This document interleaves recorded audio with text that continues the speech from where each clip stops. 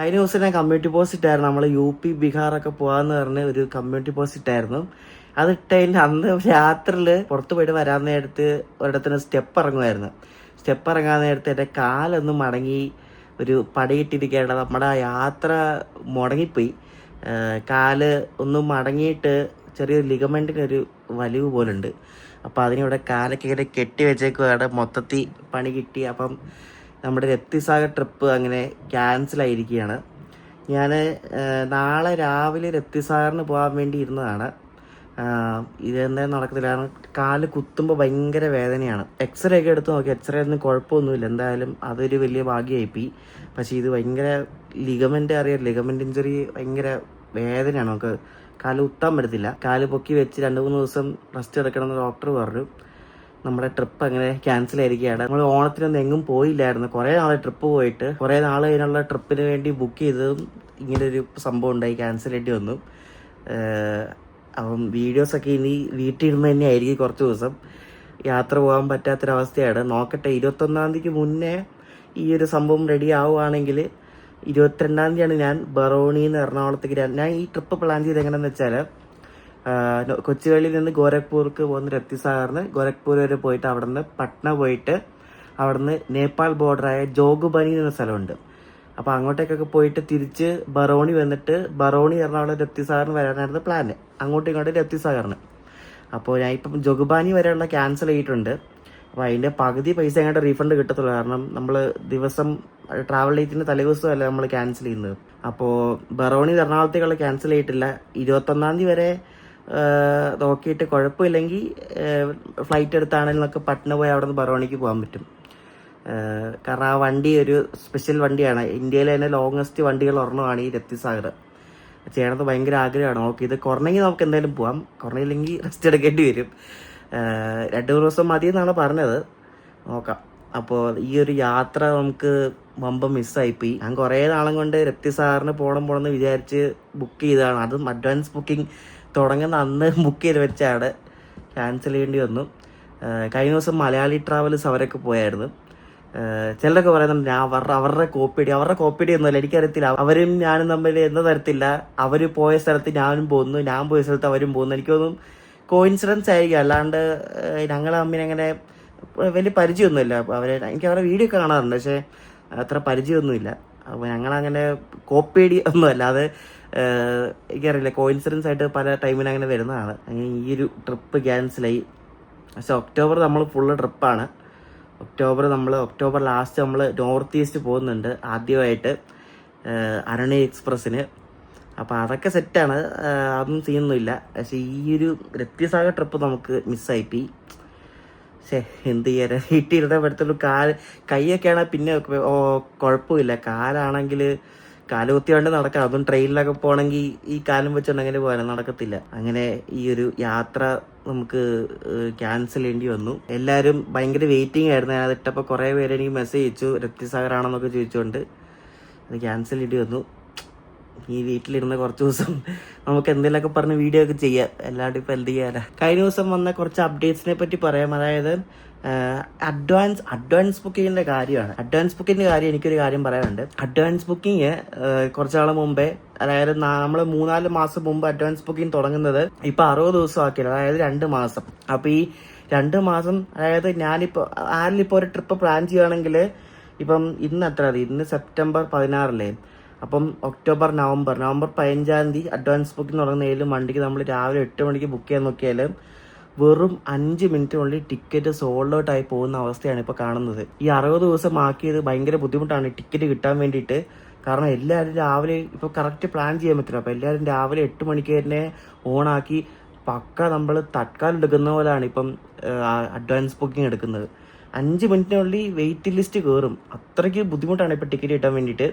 അപ്പം ഇന്നലെ ഒരു സംഭവം കൊണ്ടുവന്നിട്ടുണ്ട് റെയിൽവേ. അതായത് ഒക്ടോബർ 1 മുതൽ അഡ്വാൻസ് ബുക്കിംഗ് തുടങ്ങുന്നത് രാവിലെ 8 മണി മുതൽ 15 മിനിറ്റ് വരെ, അതായത് 8:15 വരെ ആധാർ ലിങ്ക് ആയിട്ടുള്ള യൂസേഴ്സ്, അതായത് ആധാർ ഓതന്റിക്കേറ്റ് ചെയ്തിട്ടുള്ള യൂസേഴ്സിന് മാത്രമേ അഡ്വാൻസ് ബുക്കിംഗ് ചെയ്യാൻ പറ്റത്തുള്ളൂ. ആദ്യത്തെ 15 മിനിറ്റ് അഡ്വാൻസ് ബുക്കിംഗ് ചെയ്യാൻ പറ്റത്തുള്ളൂ എന്ന് പറഞ്ഞ് ഇതുകൊണ്ടുണ്ട്. അത് എത്രത്തോളം വിജയകരമാവുന്നതൊന്നും എനിക്കറിയത്തില്ല.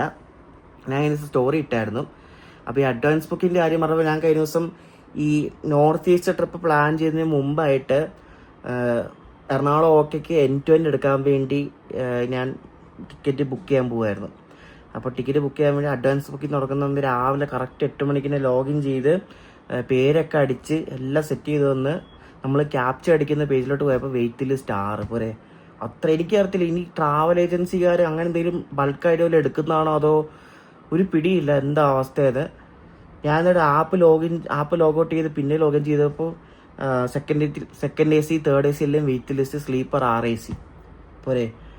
അഡ്വാൻസ് ബുക്കിംഗ് തുടങ്ങുന്ന അന്ന് രാവിലത്തെ അവസ്ഥയാണ്, 8:05 മുന്നുള്ള അവസ്ഥയാണ് പോരെ. ഇത് ഏതെങ്കിലും ഏജൻസിക്കാർ അല്ലെങ്കിൽ ഈ ടിക്കറ്റ് എടുത്ത് കൊടുക്കുന്ന ഏജൻസിക്കാരുണ്ടല്ലോ, അപ്പോൾ അവരെ എങ്ങനെയും ബൾക്കായിട്ട് എടുത്ത് ബാക്കിയുള്ളതൊക്കെ കിട്ടാത്ത രീതിയിൽ ഒപ്പിക്കുന്ന പരിപാടിയാണെന്ന് തോന്നുന്നു. അല്ലെങ്കിൽ ഇത്രയും ആൾക്കാർ രാവിലെ അതും വെറും നിമിഷങ്ങൾക്കുള്ളിൽ ടിക്കറ്റ് സോൾഡ് ഔട്ട് ആകുന്നൊക്കെ പറഞ്ഞാൽ എന്താ അല്ലേ. നിങ്ങൾ അനുഭവം ഉണ്ടായിരിക്കും, അനുഭവം ഉണ്ടെങ്കിൽ കമൻറ്റ് ചെയ്യണം. ഭയങ്കര ബുദ്ധിമുട്ടാണ് മെയിൻ ഈ ഡിമാൻഡുള്ള വണ്ടികൾക്ക്. അതുകൊണ്ട് നമുക്ക് ഇപ്പോൾ ട്രിപ്പ് പ്ലാൻ ചെയ്യാൻ കുറച്ച് കിട്ടും, മീൻസ് കൺഫേം സീറ്റ് കിട്ടും, എന്നാലും നമുക്ക് കുറച്ച് ടൈറ്റാണ്. രാവിലെ തട്കാൽ എടുക്കുന്ന പോലാണ് ഈ 8 മണിക്ക് നമ്മൾ ലോഗിൻ ചെയ്ത് ബുക്ക് ചെയ്യുമ്പോൾ. പിന്നെ വേറൊരു കാര്യം, ഈ എൻ്റെ ബർത്ത്ഡേയുടെ അന്ന് മിസോറാമിലേക്ക് ട്രെയിൻ ഓടി തുടങ്ങിയിരിക്കുകയാണ്. സായിരംഗ് എന്നാണ് ആ ഒരു സ്റ്റേഷൻ്റെ പേര്. മിസോറാമിൻ്റെ ക്യാപിറ്റലായ ഐസോളിനടുത്തുള്ള സ്റ്റേഷനാണ്. അന്ന് INB ട്രിപ്പിന് പോയപ്പോൾ ആ ഒരു റൂട്ട് പണിയുന്ന നഗരങ്ങളെ കണ്ടായിരുന്നു. ഒന്നും ആയിട്ടില്ലായിരുന്നു പണി, പക്ഷെ കണ്ടായിരുന്നു റൂട്ട് പണിയുന്ന ആ ഒരു പാലം ടണലും ഒക്കെ കണ്ടായിരുന്നു. അപ്പോൾ അങ്ങോട്ടേക്കൊക്കെ ട്രെയിൻ തുടങ്ങിയിട്ടുണ്ട്. പക്ഷേ അതിൻ്റെ ബുക്കിംഗ് ഒന്നും സ്റ്റാർട്ടായിട്ടില്ല. ഞാൻ IRCTC നോക്കിയപ്പോഴൊന്നും ബുക്കിംഗ് ഒന്നും തുടങ്ങിയിട്ടില്ല. അങ്ങനെ ഒരു സ്റ്റേഷനെ കാണിക്കുന്നില്ല ഇത് ആപ്പിൽ, എന്തെന്ന് അറിയത്തില്ല. കൊൽക്കട്ടയിൽ നിന്ന് വണ്ടിയുണ്ട്, ഗോഹട്ടിയിൽ നിന്ന് വണ്ടിയുണ്ട്, പിന്നെ ആനന്ദ് വിഹാർ ഉണ്ട് ഡൽഹിയിൽ നിന്ന്, അവിടെ നിന്ന് രാജധാനി ഉണ്ട്. അങ്ങനെ 3 വണ്ടിയാണ് ഇപ്പം ഓടുന്നത്. ഇനാഗ്രൽ സ്പെഷ്യൽ തന്നെ അവർ ഓടിച്ചായിരുന്നു, പക്ഷേ ബുക്കിംഗ് ഒന്നും കാണിക്കുന്നില്ല. ഇത് ബുക്കിംഗ് തുടങ്ങിയിട്ടില്ല എന്ന് എനിക്ക് തോന്നുന്നു, അല്ല ബുക്കിംഗ് കാണിക്കേണ്ടതല്ലേ. നല്ല സീനിക് റൂട്ടാണെന്നാണ് തോന്നുന്നത്. നമ്മുടെ ശ്രീനഗർ പോലത്തെ ആ സെയിം ഇതാണ്, ഫുള്ള് ടണലും പാലങ്ങളൊക്കെയാണ്. നമ്മുടെ നോർത്ത് ഈസ്റ്റ് ട്രിപ്പ് ഉണ്ടല്ലോ ഒക്ടോബർ ലാസ്റ്റ്, പക്ഷെ ആ സമയത്ത് ഞാൻ ഫുള്ള് ബുക്ക് ചെയ്തിട്ട് ഇങ്ങോട്ട് വരാനുള്ള ബുക്ക് ചെയ്ത് കഴിഞ്ഞാൽ അതേ പിന്നെയാണ് ഇത് ഓപ്പൺ ആകുന്നത്. അതുകൊണ്ട് ആ ഒരു യാത്രയിൽ പോകാൻ പറ്റുമെന്ന് തോന്നുന്നില്ല. എന്നാലും ഞാൻ നോക്കാം, ഇടയ്ക്ക് എന്തെങ്കിലും ടൈം ഉണ്ടാക്കി ഇതിന് പോകാൻ പറ്റുമെന്ന് നോക്കട്ടെ. ഒന്ന് റീവർക്ക് ചെയ്യണം ആ ഒരു പ്ലാൻ ഒന്ന്, അല്ലെങ്കിൽ അത് കഴിഞ്ഞിട്ട് സെപ്പറേറ്റ് മിസോറാമായിട്ട് പോകണം. ഇനിയിപ്പം ലഡാക്കിലേക്കും സിക്കിമിലേക്കൊക്കെ ട്രെയിൻ വരണം, അടിപൊളിയായിരിക്കും അല്ലേ. അത് ഫുള്ള് ഡീസൽ റൂട്ടാണ് കേട്ടോ, ഇലക്ട്രിഫൈഡ് അല്ല, ഡീസലാണ്. പിന്നെ വേറെ കാര്യം, നമ്മുടെ രാമേശ്വരം പാമ്പമ്പാല ആ റൂട്ട് ഫുള്ള് ഇപ്പം ഇലക്ട്രിഫൈഡ് ആയിട്ടുണ്ട്. ചെന്നൈയിൽ നിന്നും ട്രിച്ചിയിൽ നിന്നും പോകുന്ന എല്ലാ വണ്ടികളും ഇപ്പം ഇലക്ട്രിക് ലോക്ക് വെച്ചാണ് രാമേശ്വരം വരെ പോകുന്നത്. അപ്പം ഇന്നലെയും ഇന്നും കൊണ്ട് ഏകദേശം ഫുള്ളായെന്ന് തോന്നുന്നു, ഇലക്ട്രിക് ആയെന്ന് തോന്നും. അങ്ങനെയാണെങ്കിൽ ഒട്ടുമിക്ക എല്ലാം പണിയും കഴിഞ്ഞെങ്കിൽ മിക്കവാറും ചെന്നൈയിൽ നിന്ന് വല്ല വന്ദേ ഭാരത് തുടങ്ങുമായിരിക്കും രാമേശ്വരത്തേക്ക്. അങ്ങനെയാണെങ്കിൽ അതിൽ പോയി എടുക്കണമെന്നുണ്ട്, ഇവിടെ ഉണ്ടെങ്കിൽ പോയി എടുക്കണം. വന്ദേ ഭാരത് പാമ്പം പാലത്തിന് മുകളിൽ കൂടെ പോകുന്ന എന്തായാലും അടിപൊളി ഒരു കാഴ്ച തന്നെയായിരിക്കും. അപ്പോൾ ആ ഒരു കാഴ്ച മിക്കവാറും ഉടനെ കാണാൻ പറ്റും നമുക്ക്, കാരണം ഇലക്ട്രിഫിക്കേഷനൊക്കെ എല്ലാം കഴിഞ്ഞു. പക്ഷെ എന്നാലും ഇടയ്ക്ക് ഒരു 100-200 മീറ്റർ കമ്പി ഇല്ലാത്തൊരു സെക്ഷനുണ്ട്. മറ്റേ ആർമിയുടെ ഏതാണ്ടൊരു ഭാഗമുണ്ട്, ഒരു എയർ സ്ട്രിപ്പ് ഉണ്ട്. അപ്പോൾ ആ എയർ സ്ട്രിപ്പ് ഉള്ള കാരണം ആ ഒരു ഭാഗത്ത് ഇലക്ട്രിഫിക്കേഷൻ അവർ നടത്തിയിട്ടില്ല. പക്ഷെ ആ ഭാഗത്തൂടെ ട്രെയിനൊക്കെ പോകും. അതൊക്കെ എങ്ങനെ ഞാൻ പിന്നെ ഒരു ദിവസം ഞാൻ പറയാം എങ്ങനെയാണ്. അപ്പം അങ്ങോട്ടേക്കും ഇപ്പം ഇലക്ട്രിക് ട്രെയിൻസ് ഓടി തുടങ്ങിയിട്ടുണ്ട്. ചുരുക്കത്തിൽ പറഞ്ഞാൽ നമ്മുടെ ഇപ്പോൾ സൗത്ത് ഇന്ത്യയിലെ ഡീസൽ വണ്ടികളൊക്കെ വളരെ റെയറാണ്. വേളാങ്കണ്ണി എക്സ്പ്രസ് ഇപ്പോഴും ഡീസൽ വെച്ചാണ് ഓടുന്നത്.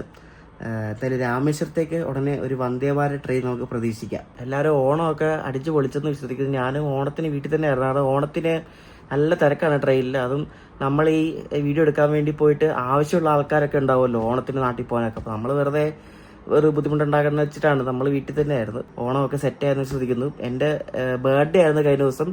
എപ്പോഴും പറയും ഇതേപോലെ ജന്മമാസം സൂക്ഷിക്കണം എന്ന് പറഞ്ഞാൽ കറക്റ്റ് അതുപോലെ സംഭവിച്ചു. ഈ ജന്മമാസം സൂക്ഷിക്കണം എന്ന് പറയുന്നത് വെറുതെ അല്ല കേട്ടോ. ഈ സംഭവം ഈ കാല് പ്രശ്നമായത് കറക്റ്റ് നക്ഷത്രമുള്ള ദിവസമായിരുന്നു.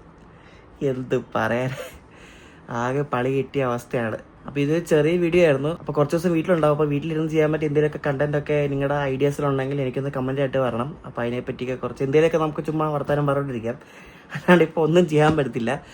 യാത്രയൊക്കെ ഇതൊക്കെ സെറ്റ് എന്തായാലും ഒരു 1 വീക്കിനുള്ളിൽ സെറ്റ് ആകുമെന്നാണ് തോന്നുന്നത്.